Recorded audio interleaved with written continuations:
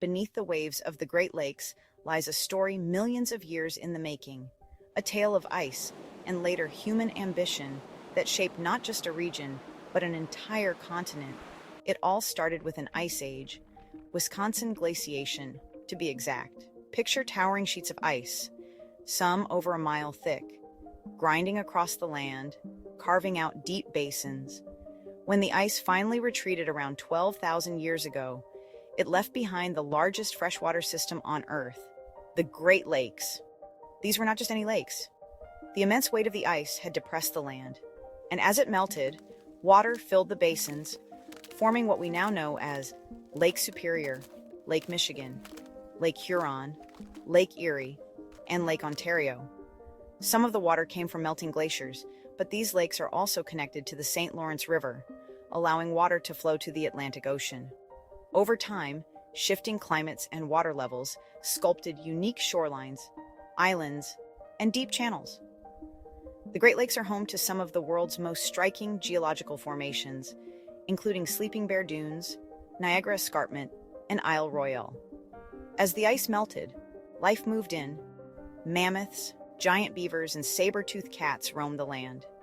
Eventually, as the climate stabilized, forests grew, rivers carved new paths, and the lakes teemed with fish and wildlife. Then came the first humans, ancient indigenous cultures, who adapted to this ever-changing landscape. Long before European explorers set foot here, the Great Lakes were home to thriving indigenous nations. The Anishinaabe, the Haudenosaunee, the Miami, and many others built rich cultures around these waters.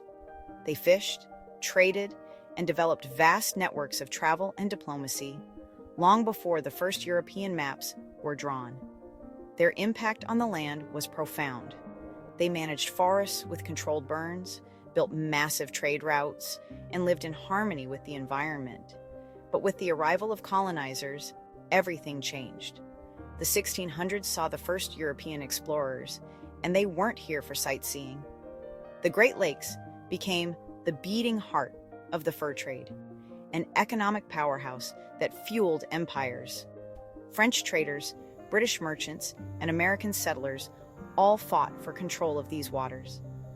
Forts and trading posts popped up seemingly overnight. Canoes and later steamboats crisscrossed the lakes, carrying furs, timber, and settlers westward. But this boom came at a cost. The land changed, indigenous nations were displaced, and the balance of nature was forever altered. It does make me wonder, what might history have looked like if these two worlds had integrated their knowledge rather than clashed? Peace? Interesting concept. From an ancient glacial wonder to the economic engine of a growing nation, the Great Lakes have witnessed it all. And their story isn't over. Today, they remain vital, holding 84% of North America's fresh surface water and supporting millions of people. The Great Lakes aren't just history, they're living, breathing forces of nature.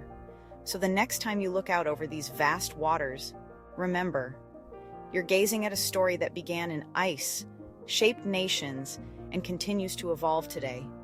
If you love stories like these, hit that like button and subscribe for more.